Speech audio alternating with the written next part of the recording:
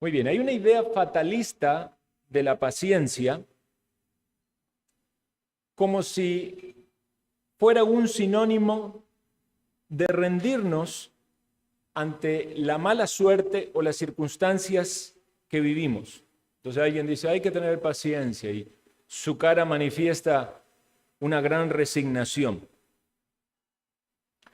Otra opción al pensar en la paciencia es sentarnos de manera perezosa, mirando hacia el techo y esperando que ocurra algo casi que milagroso para que las circunstancias cambien en nuestra vida.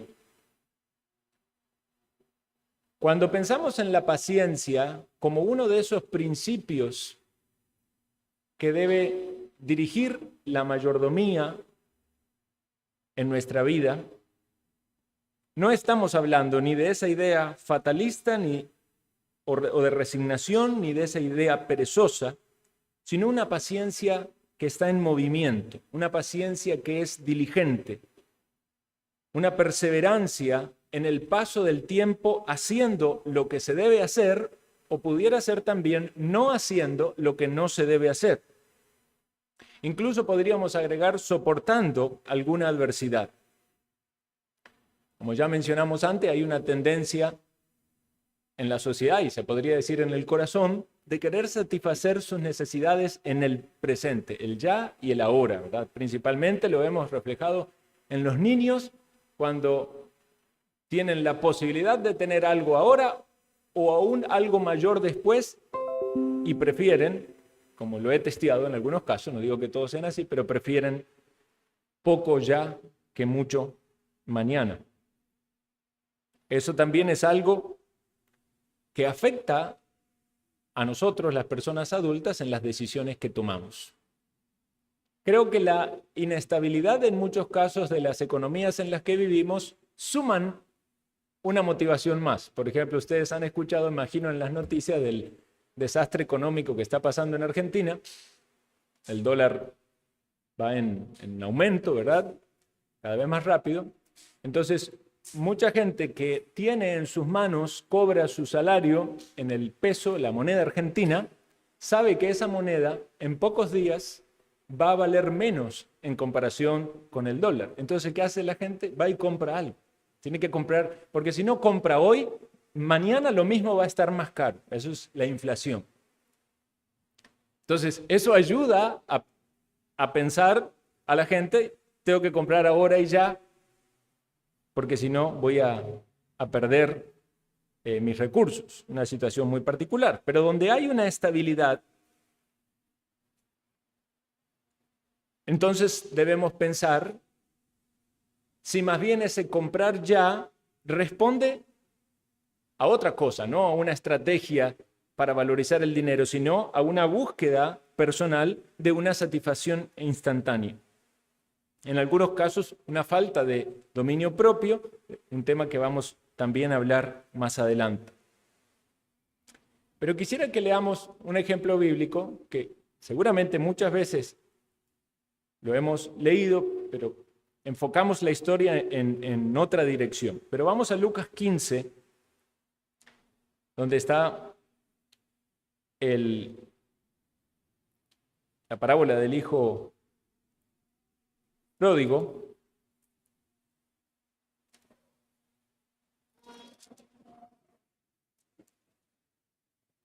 Y en el versículo 11 dice, también dijo un hombre tenía 2 hijos, y el menor de ellos dijo a su padre, Padre, dame la parte de los bienes que me corresponde.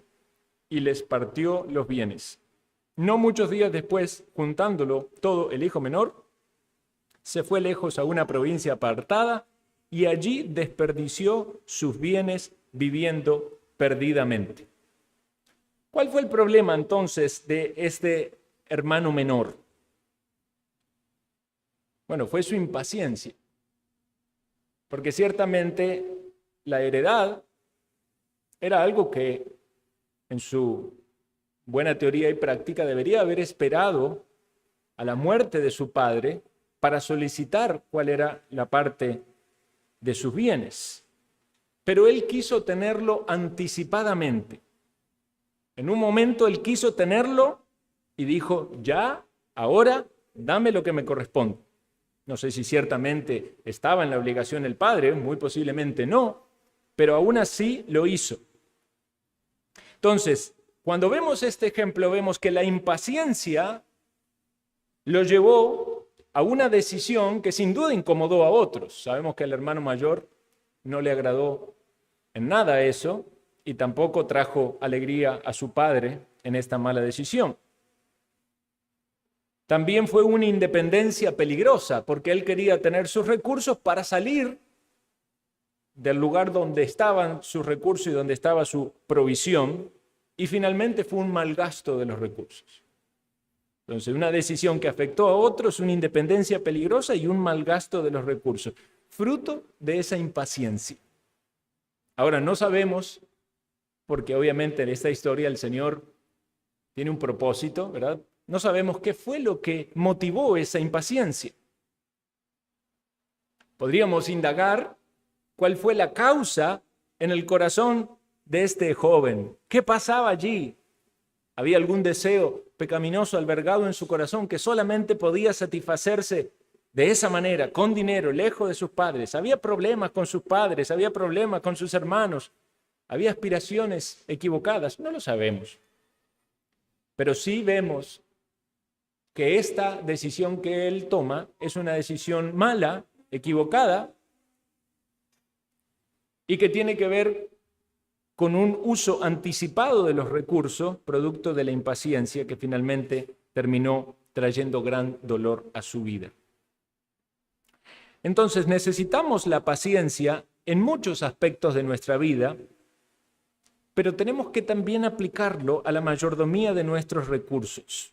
Recordemos la ilustración que dijimos cuando comenzamos esta serie, de que la mayordomía financiera es una carrera, pero no una carrera de velocidad de 100 metros, sino una carrera en un lugar montañoso, con obstáculos, cuyo objetivo no es llegar primero, sino llegar.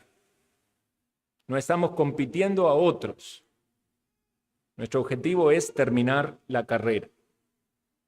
Y es interesante que el texto que nos habla de la carrera, ¿verdad?, de la vida cristiana, dice, por tanto, también nosotros, teniendo en derredor nuestro tan grande nube de testigos, despojémonos de todo peso y del pecado que nos asedia y corramos con paciencia la carrera que tenemos por delante. Y siempre pensamos en ese texto como la carrera de la vida cristiana.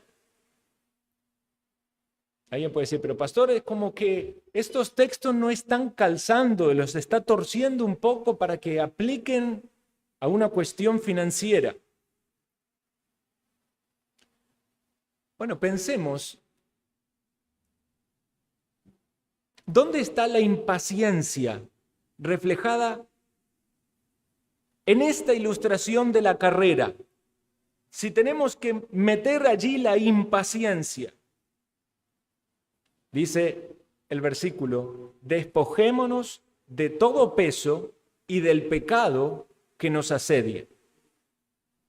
Si el hermano menor hubiese recibido ese texto en ese momento, y sabemos que no es la idea, pero si hubiese recibido ese texto en su experiencia que estaba viviendo de querer pedir la herencia y querer irse con sus bienes, posiblemente hubiera pensado entonces que ese era el pecado que lo asediaba o el peso que lo desviaba de la carrera. Sabemos que no, porque era impío y tenía que manifestar lo que había en su corazón para que vuelva arrepentido. Pero nosotros tomamos provecho de lo que nos enseña la Escritura, y no solo de lo que enseña en primer nivel, sino las enseñanzas que hay en otros niveles también. Los principios que de la misma Escritura brotan. Es decir, que el creyente cuando piensa en la carrera de la vida cristiana no puede decir hay áreas de mi vida que no están incluidas. La administración o la finanza o lo económico, eso no tiene nada que ver, eso es secular. No, la carrera cristiana es orar, leer la Biblia, ir a la iglesia. Eso no es correcto. Como dijimos cuando comenzamos este estudio, y lo decía uno de estos autores, estamos tomando también referencias, nuestra forma de administrar el dinero tiene que ver con nuestra vida espiritual y refleja los problemas que hay con nuestra vida espiritual. Del mismo modo que en ese hijo menor reflejó que había problemas espirituales.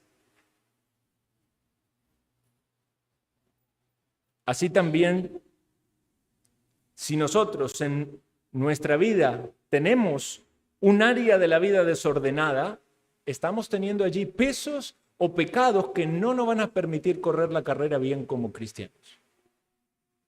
Puede ser una persona excelente, puede tener todos los dones, puede ser súper amable, pero hay allí algo que está manchándole, que está estorbándole y que no lo deja correr como debe correr. No es un buen mayordomo. No sabe administrar lo que Dios le ha dado. Y recordemos que hablábamos de ser buenos administradores. Entonces debemos combatir contra aquellas cosas que atacan mi paciencia, porque esta carrera debe correrse con paciencia. Va a haber tentaciones para que uno deje de ser paciente. Y debemos recordar también que la paciencia es una de esas caras del fruto del Espíritu Santo. Una de las caras del fruto del Espíritu Santo. Porque el fruto del Espíritu Santo es uno, pero tiene muchas caras. Amor, gozo, paz, paciencia. Y sigue la lista, ¿verdad? Esa palabra allí es macrotumia, que tiene que ver con soportar. Por supuesto que cuando la tomamos y la pensamos en primer nivel, nos referimos a soportar las aflicciones, a soportar quizás pruebas, luchas.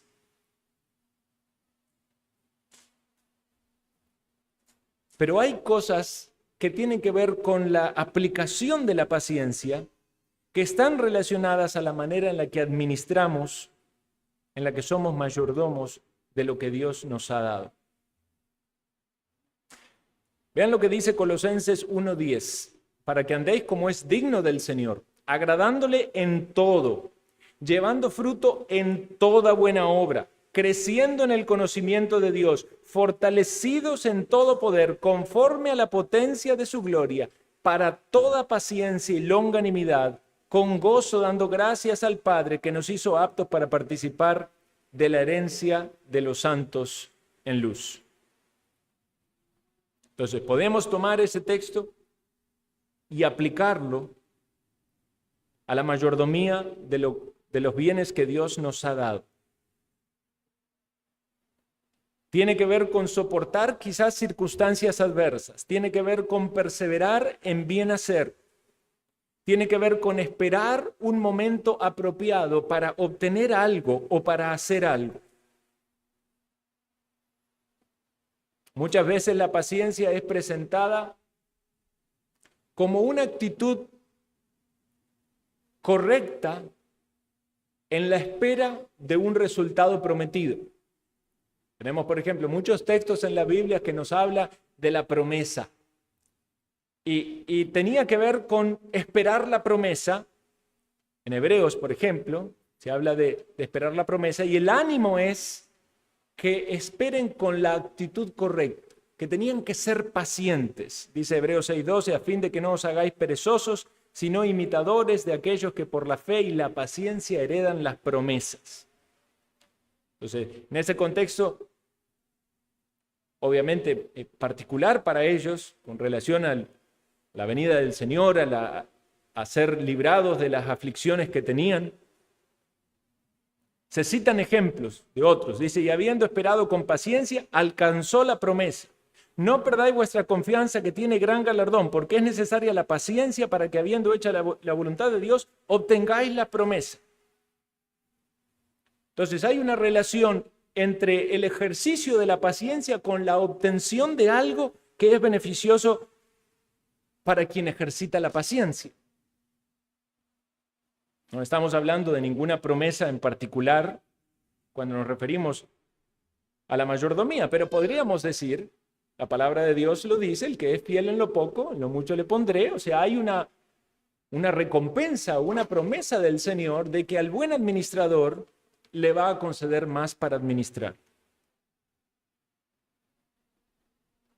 Cuando leemos la epístola de Santiago, ya estudiamos Santiago, pero recordarán ustedes que se habla mucho de que en el medio de las pruebas es necesaria la paciencia. Entonces uno puede pensar que los judíos que recibieron la epístola de Santiago, una de las pruebas que ellos tenían eran circunstancias económicas adversas. Eso es bastante claro en el libro, porque habla de los ricos opresores, habla de los que estaban sufriendo. Entonces, entendemos también la paciencia como algo necesario para soportar una situación de adversidad económica. No solamente la paciencia cuando tengo los recursos, pero tengo que ser paciente para no malgastarlo, para no apresurarme, para no derrochar, sino una paciencia para soportar tiempos de adversidad. En ese contexto también se aplica: tenga la paciencia su obra completa para que seáis perfectos y cabales sin que os falte cosa alguna. Una paciencia consistente con los principios bíblicos de una buena administración, para entonces salir en la buena voluntad y la gracia de Dios de esas circunstancias que son adversas, y puede haber sido por las mismas pruebas, por errores cometidos en el pasado, por situaciones que se salieron de control y significaron una adversidad económica. En otro pasaje de Santiago, donde se habla también de la paciencia, dice: por tanto, hermanos, tened paciencia hasta la venida del Señor. Mirad cómo el labrador espera el precioso fruto de la tierra, guardando con paciencia hasta que reciba la lluvia temprana y tardía. Es interesante porque está hablando de la venida del Señor, pero cuando quiere ejemplificar la paciencia, habla del trabajo y habla de un labrador. ¿Y el labrador qué es lo que está haciendo? Está cultivando la tierra. Pero dice que debe ser paciente. ¿Por qué debe ser paciente? Porque tiene que esperar que venga la lluvia. Imagino que en esa época no tenían ninguna manera de regar artificialmente, y entonces no había otra que esperar lo que Dios podía hacer, pero solamente lo podía hacer con una limpia conciencia después de que Él hubiera hecho el trabajo que tenía que hacer. Entonces, eso tiene que ver con lo que decíamos al inicio, de que no es una paciencia perezosa ni una paciencia fatalista. Es: hago lo que tengo que hacer, una paciencia activa, y dejo lo que yo no puedo hacer en las manos del Señor. Ha pasado aquí a veces situaciones de alguien que está sin empleo y entra el estrés, ¿verdad? Y dice: bueno, ¿qué tengo que hacer? Levantarme, buscar los currículums, enviarlo a las empresas, orar, esperar, aprovechar mi tiempo para servir, para hacer las demás cosas. No puede entrar en una ansiedad y una desesperación, ¿verdad? Y querer estar las 24 horas buscando empleo como si estuvieran en sus manos.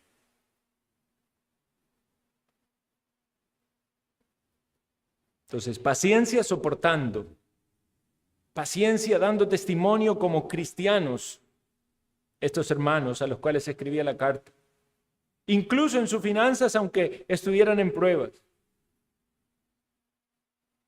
Paciencia asociada al trabajo y a la diligencia. Paciencia para soportar las incomodidades.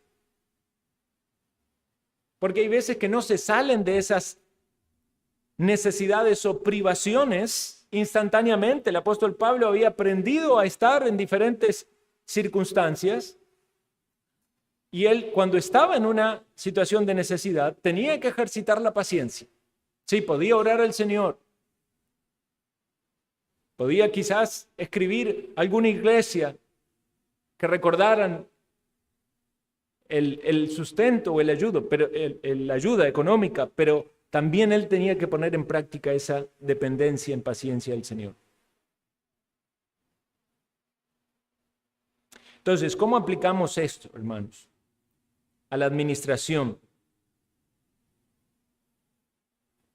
Cuando hay deudas que fueron contraídas y es necesario entonces tener un plan para salir de esas deudas. Díganme si eso no requiere paciencia. Ahí se pone en marcha un fruto espiritual, pero asociado a una diligencia para salir de una situación que es dificultosa. Cuando alguien tiene un presupuesto, una proyección económica, lo cual implica cumplir ciertas metas, entonces implica las privaciones de ciertos gastos o gustos para ordenar las finanzas. Usted se muere de gana por comprarse eso que tanto le gusta, pero cuando analiza su presupuesto y aquello que debe hacer para cumplir y para estar en orden y para lograr las metas, tiene que ejercitar esa paciencia. Quizás ahora no puedo darme ese gusto, necesitaré postergar la satisfacción de ese deseo, pero voy a ser paciente, no voy a tropezar en la impulsividad o la impaciencia, que sería lo contrario, sino aquí también se aplica el control del Espíritu Santo en nuestra carne, porque si no, luego sufrimos las consecuencias.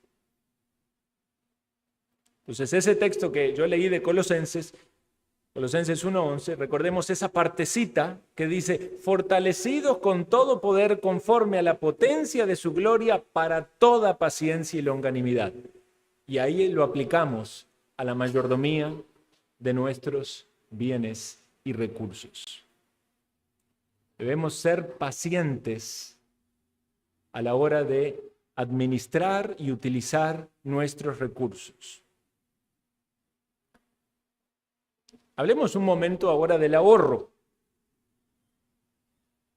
Una vez más, alguien puede decir, pero pastor, esto está como queriendo meter todos estos temas en la Biblia, no se enseñan así específicamente. ¿Qué hacemos? Sacamos entonces partes de la Biblia y la dejamos al criterio de cada persona. Haga con el ahorro lo que quiere. Si quiere ahorre, si no quiere no ahorre. Si quiere gastar, gaste, si no, no gaste. O esto tiene que ver con la vida espiritual.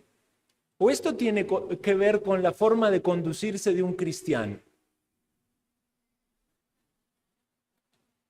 Algunos más bien malinterpretan ciertos versículos y van a decir, eso no está bien, vea lo que dice la Biblia. No hagáis tesoros en la tierra donde la polilla y el orín corrompen, donde ladrones minan y hurtan. La Biblia dice que no hay que hacer tesoros en la tierra, entonces no hay que ahorrar. Una vez alguien me argumentó así. ¿En serio que no hay que ahorrar? Según la enseñanza de la Biblia. Yo creo que todos en algún momento algo hemos ahorrado, ¿verdad? Y si no ahorramos, no es porque no queremos, es porque no podemos o no lo podemos poner en práctica o no hay un pensamiento negativo hacia el ahorro, más bien hay una dificultad de lograr el ahorro. Pero hermanos, la Biblia no está en contra del ahorro. Ahora, sí se puede ahorrar egoístamente, se puede ahorrar como un resultado de la avaricia, se puede ahorrar para hacer tesoros en la tierra y que no van a ser conservados, pero también se puede ahorrar como una manifestación de la sabiduría que Dios da a los administradores para que administren bien los recursos que Dios da. Dice Proverbios 13:18, pobreza y vergüenza tendrá el que menosprecia el consejo, mas el que guarda la corrección recibirá honra. Si son consejos sabios, van a tender a la riqueza, a la prosperidad, a la bendición, lo cual no significa que vamos a buscar esas cosas por encima de la provisión espiritual, sino entendiendo cómo en la enseñanza de la palabra Dios apunta a todo nuestro ser. y trae la bendición a nuestra alma y también a nuestra vida, a nuestro cuerpo, pero también comprendiendo de que muchas veces en la providencia y en la circunstancia de Dios no necesariamente podamos obtener todo aquello que queremos o anhelamos. Y por eso vimos en la lección pasada la lección del contentamiento, la felicidad que está ligada al contentamiento. Pero veamos un buen ejemplo al respecto. ¿Recuerdan la historia de José en Egipto? Él interpretó el sueño de Faraón y le dijo: el sueño de Faraón es uno mismo. Leo Génesis 41 para ustedes, versículo 26 en adelante. Dios ha mostrado a Faraón lo que va a hacer. Las 7 vacas hermosas 7 años son, y las espigas hermosas son 7 años. El sueño es uno mismo. También las 7 vacas flacas y feas que subían tras ellas son 7 años, y las 7 espigas menudas y marchitas del viento solano 7 años serán de hambre. Esto es lo que respondo a Faraón. Lo que Dios va a hacer, lo ha mostrado a Faraón. He aquí vienen 7 años de gran abundancia en toda la tierra de Egipto, y tras ellos seguirán 7 años de hambre, y toda la abundancia será olvidada en la tierra de Egipto, y el hambre consumirá la tierra. Y aquella abundancia no se echará de ver a causa del hambre siguiente, la cual será gravísima. Y el suceder el sueño a Faraón 2 veces significa que la cosa es firme de parte de Dios y que Dios se apresura a hacerla. Por tanto, provéase ahora Faraón de un varón prudente y sabio y póngalo sobre la tierra de Egipto. Haga esto Faraón y ponga gobernadores sobre el país y quinte la tierra de Egipto en los 7 años de la abundancia y junten toda provisión de estos buenos años que vienen y recojan el trigo bajo la mano de Faraón para mantenimiento de las ciudades y guárdenlo. Y esté aquella provisión en depósito para el país, para los 7 años de hambre que habrá en la tierra de Egipto, y el país no perecerá de hambre. Básicamente la revelación del sueño fue de que vendría abundancia y posteriormente hambre. Pero esa época de abundancia no era para que derrochen o malgasten, sino para que guarden o ahorren para el tiempo que vendría de escasez. Ahora, a menos que podamos interpretar sueños como José, no sabemos lo que va a pasar en el futuro. No sabemos si en el futuro vamos a tener necesidad y ahora estamos teniendo la abundancia, o no sabemos si vamos a tener mucha más abundancia de lo que tenemos ahora.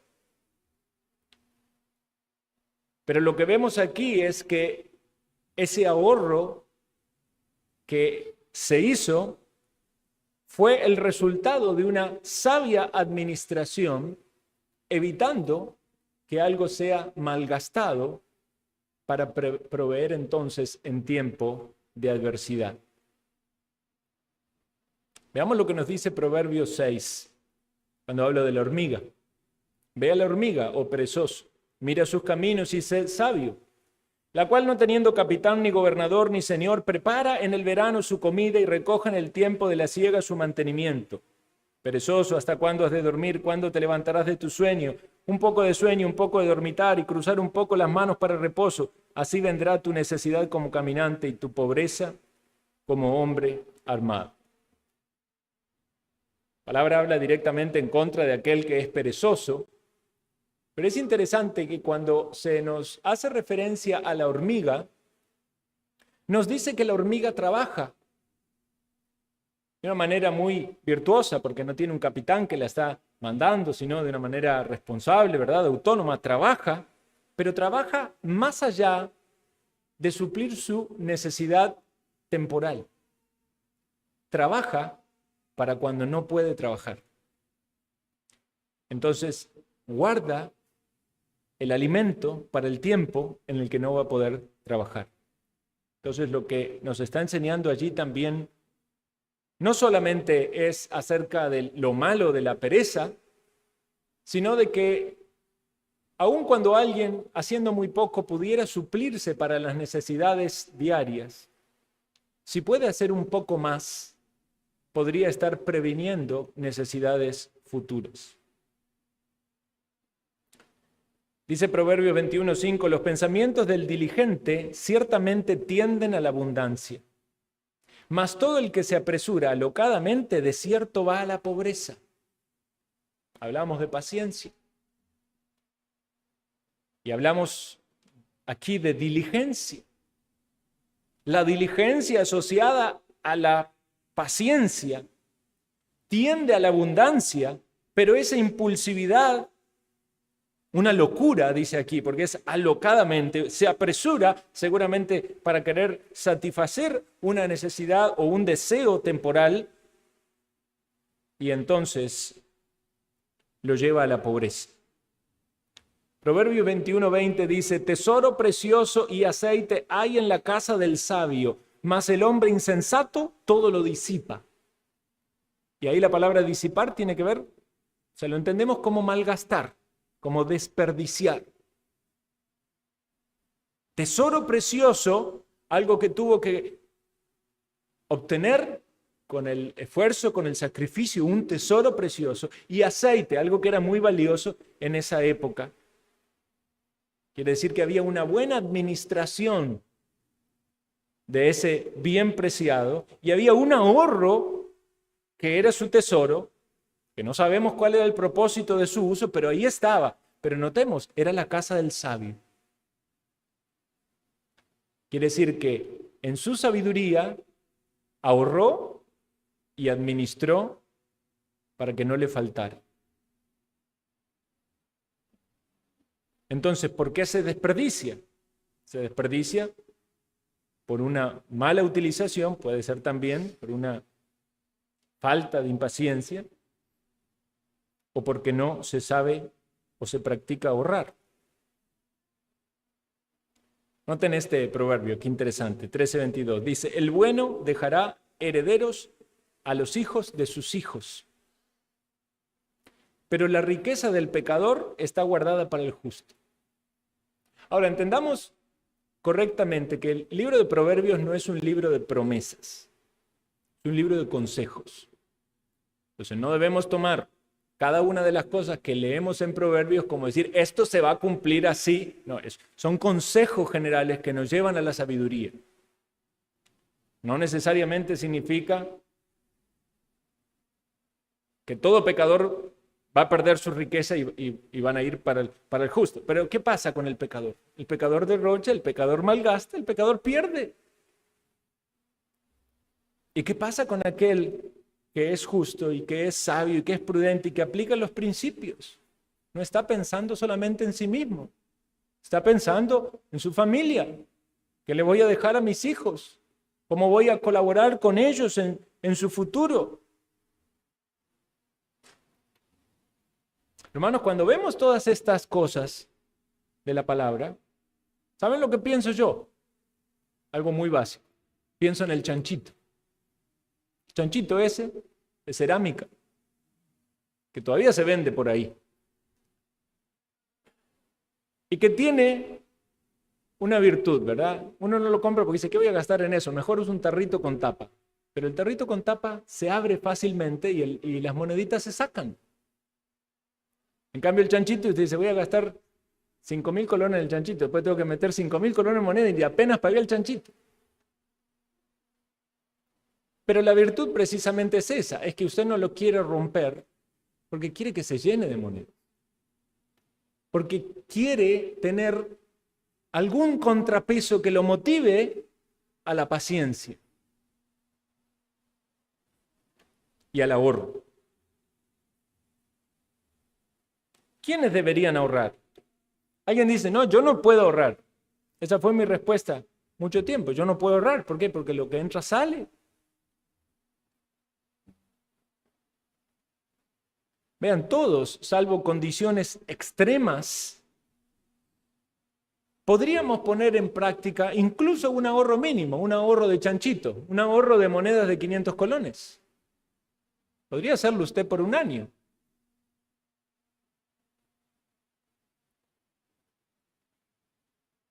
Yo no puedo ahorrar porque no me alcanza. ¿Está seguro?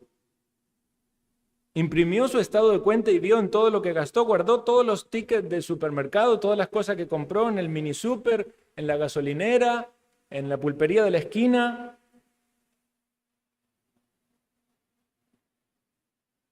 ¿No será que priorizamos de forma equivocada nuestros gastos? Y muchas veces vemos como necesidades cosas que en realidad son gustos. O pensamos que podemos darnos esos gustos porque no tenemos una visión clara de nuestra situación financiera, no sabemos cuánto sale, no sabemos en qué se va, no hacemos las cuentas para ver cuál es la realidad y a veces no la queremos hacer porque si las vemos nos asustamos y entonces, pero debemos ser buenos administradores. Imagínense si su economía o mi economía fuera a un escrutinio, a una consultoría, a un administrador de empresa y le preguntara, ¿y en qué se va el dinero? ¿En cuánto gasté? ¿Qué compro? ¿Cuánto gastó en supermercado? ¿Cuánto gastó en farmacia, en medicinas, en esto, en lo otro, en entretenimiento? No pasamos quizás el análisis.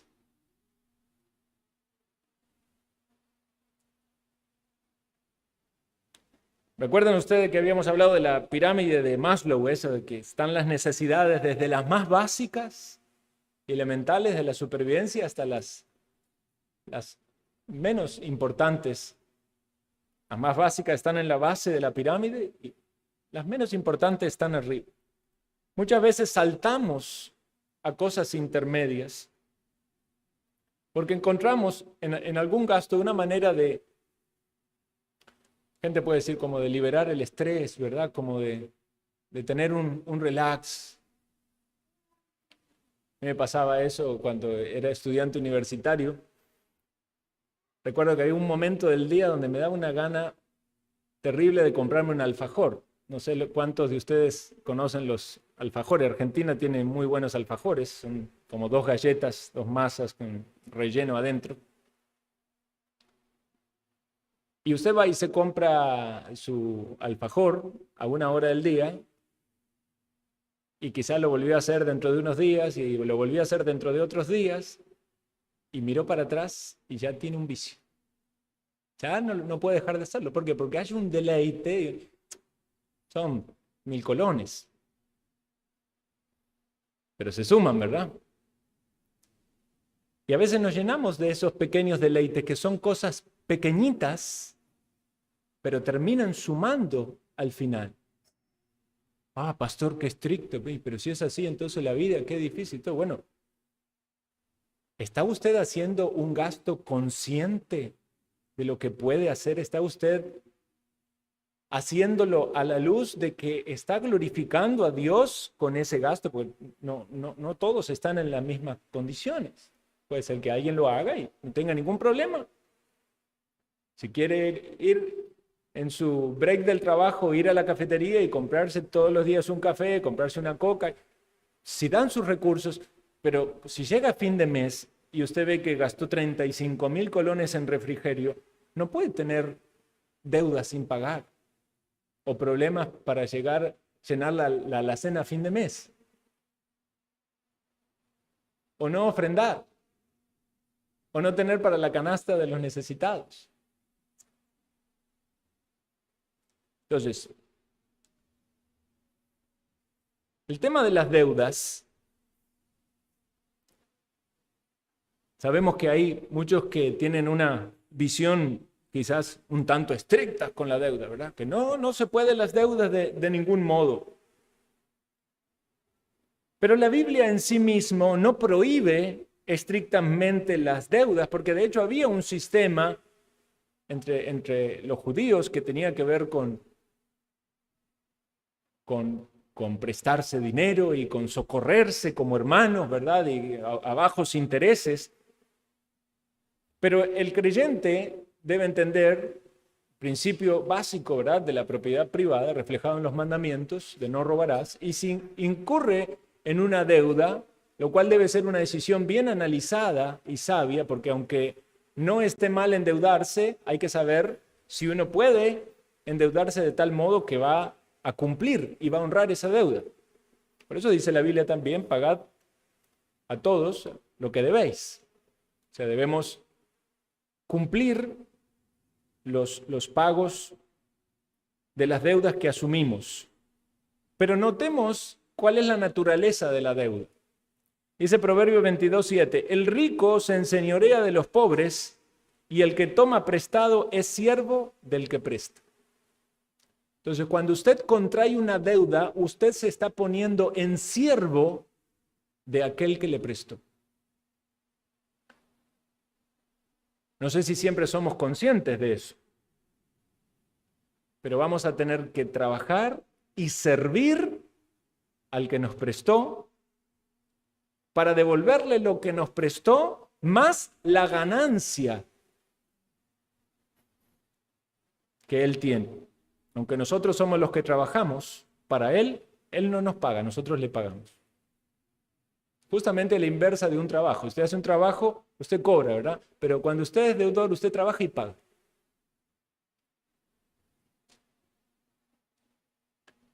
Entonces necesitamos aplicar la sabiduría cuando contraemos deudas.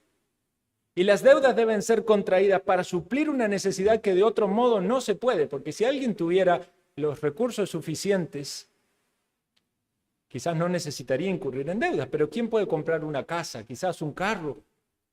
Ahorrando. ¿Cuánto tiempo tendría que estar allí metiendo en el chanchito para poder comprar una casa? Pero entonces, Señor, esto es algo que va a impactar mi vida, mi familia, mi manera de vivir piadosamente en este mundo. Entonces, ¿cómo voy a asumir una deuda? Necesito sabiduría. Hay un ejemplo que cita uno de estos hermanos que escriben estos libros, ¿verdad? De dos personas que van a contraer una deuda por una casa. Entonces está aquel que se endeuda por la casa de sus sueños, que cuesta $100,000, y está la otra persona que es un poco más prudente, más paciente, y entonces decide endeudarse por una casa más pequeña, en un barrio no tan importante. Pero él hace todo el análisis con números. Es muy interesante porque él entonces va poniendo los intereses y va explicando. Dice, los primeros años de una deuda hipotecaria, usted lo que va a pagar es intereses. Solamente intereses. ¿Por qué? Porque el que puso el dinero lo que quiere ganar es su interés. Después lo que va a pagar en todos los años es el capital.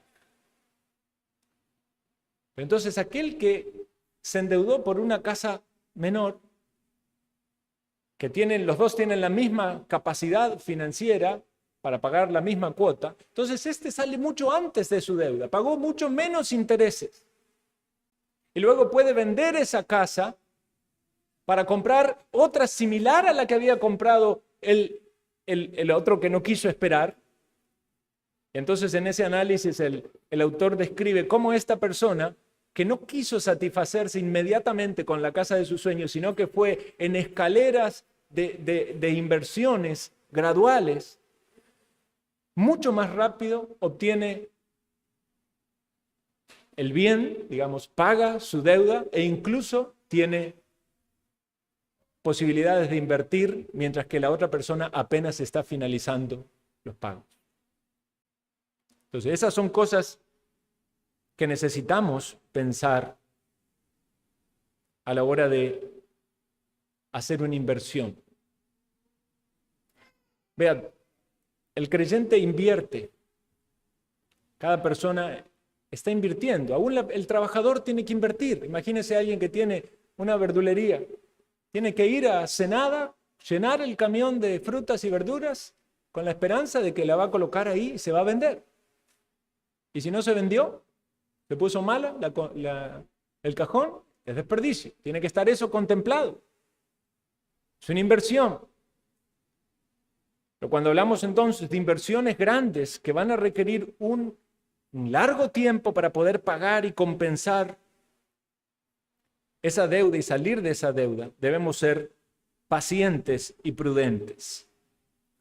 Proverbios 28:19 dice, el que labra su tierra se saciará de pan, mas el que sigue a los ociosos se llenará de pobreza.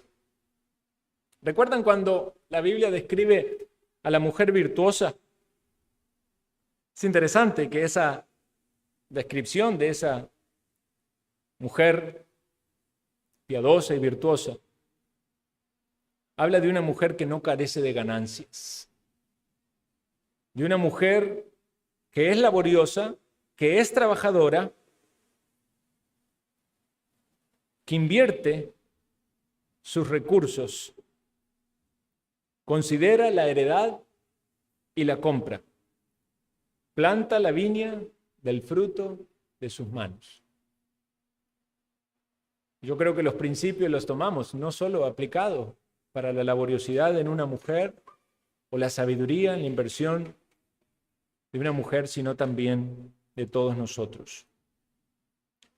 Hermanos, la palabra de Dios tiene mucho, mucho más de lo que hablamos para guiar nuestra vida práctica en esta área de las finanzas, de modo tal que podamos nosotros conducirnos ordenadamente, con un testimonio agradable a Dios, aún delante de los hombres, delante de las personas con las que negociamos y nos manejamos, pero también con una integridad en nuestras familias, sabiendo de que estamos siendo diligentes en administrar lo que Dios nos dio. Sabemos que hay riesgos, ¿verdad? Toda inversión tiene su riesgo. Entonces usted puede estar haciendo algo que apunta hacia un uso sabio, pero en la providencia del Señor eso no se dio. Usted quizás sembró de frijolitos todo el campo, tuvo problemas con una tormenta, pero no fue un problema de su negligencia. Eso tiene que ver con los designios divinos. Pero si usted su talento fue y lo escondió en la tierra, no está buscando honrar a aquel que le dio los recursos. Queremos ganancias que tiendan a la abundancia, y no solo para satisfacer nuestras necesidades, sino también para honrar a Dios en todas las áreas de nuestra vida.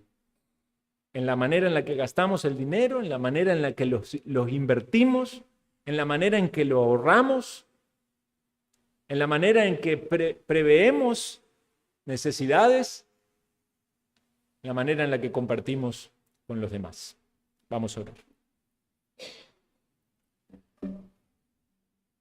Te pedimos, Señor, que nos conceda sabiduría para aplicar estas reflexiones sobre la paciencia, el ahorro y la inversión,